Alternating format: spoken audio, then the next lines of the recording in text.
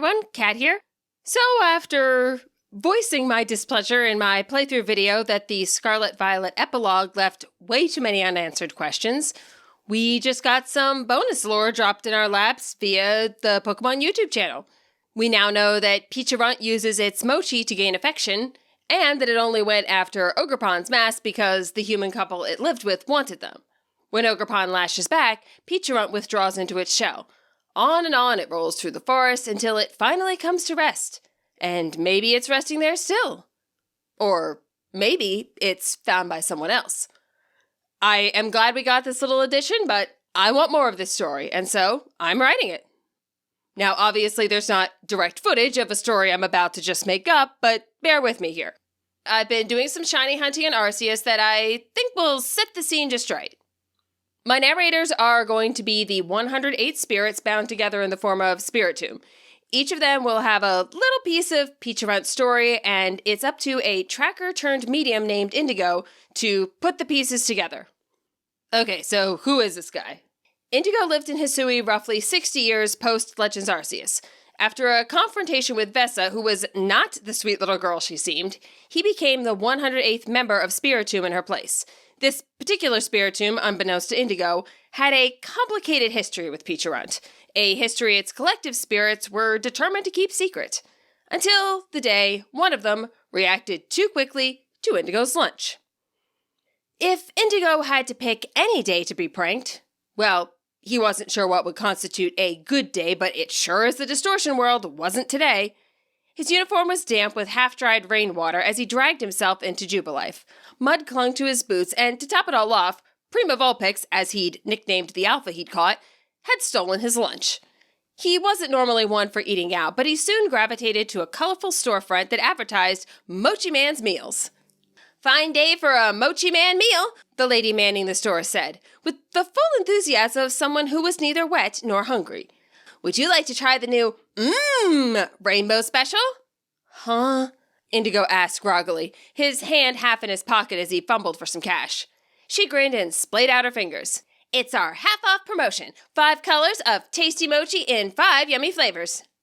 Indigo didn't care what color his mochi was, but he did like the part where he got 5 pieces for the price of 2.5. The meal arrived quickly, and it looked interesting. A lineup of mochi dyed red, yellow, green, blue, and purple. Indigo scooped up the rightmost one. Its warm, doughy texture made his mouth water. He opened wide and... "Don't eat that!" screamed a voice in his head. Indigo startled and dropped the entirety of his meal. Multicolored mochi rolled across the ground, coating themselves in dirt. "What?" Indigo inhaled sharply through his nose. "Was that about?" He didn't get an answer right away, but he could sense the collective spirits in the odd keystone hotly debating. Sorry about that," the voice finally replied. Female, around his older sister's age. "I'm a prankster. Yeah, that's it." "You don't say." It was the simplest explanation, of course. So why would she debate how to answer him? "Do you have a name, or should I just call you Prankster?" Name. Yes, it's Eve, and you're Indigo. I know that. And you're tracking the descendants of our old Pokemon, right? Wow, I sure would love to meet the offspring of my dear, Eevee." Hold on. He didn't want to accuse the spirit of lying, but he couldn't ignore her evasive behavior either. "Your name is Eve, and your old companion was an Eevee." Yes, at least one of those things is definitely true. Now let's get moving." Indigo felt the sudden urge to jump up from his seat. Hopefully he'd at least get some answers on the road. Eve guided him to the Alabaster Icelands, a place he felt at home in any other day. But today, there was just enough mud left on his clothes to freeze up and make moving uncomfortable. He had 2 goals: get the Eevee and get some answers. He soon spotted a whole group of Eevee frolicking in the snow, a rare sight for so many to gather in one place. But they were playful little creatures, and the fresh powder was too much for them to resist. Indigo threw a few tempting berries to encourage them to stay in the area, and waited for Eve to clue him in as to which one she sensed a connection with. And he waited, and waited. After several minutes of mental silence, he gave Eve the telepathic equivalent of clearing his throat. "Huh?" she asked. "Well, we're staring at a bunch of Eevees. Can you make one of them stand out so I know which one to capture?" There was a long pause, and Indigo thought for a moment Eve was chatting with the others in Spiritomb without him again. Oh, okay, like, make them appear a different color, right? Yeah, I did that already. Don't you see it? Indigo surveyed the scene again. His stomach was growling, and watching the Eevees nibble up the berries didn't help. They all look the same to me. Well, Oh, how about you just hold up a Pokeball, and I'll tell you when to throw it. Indigo didn't want to bribe, but he'd spent years perfecting the art of sneaking up on a Pokemon and throwing the ball with precise angles and timing. He did not trust a random spirit to replicate those skills, even if she was watching the world through his eyeballs. The compulsion to grab a Pokeball seized his mind anyway. Eve's voice flipped tempos quick as a coin toss.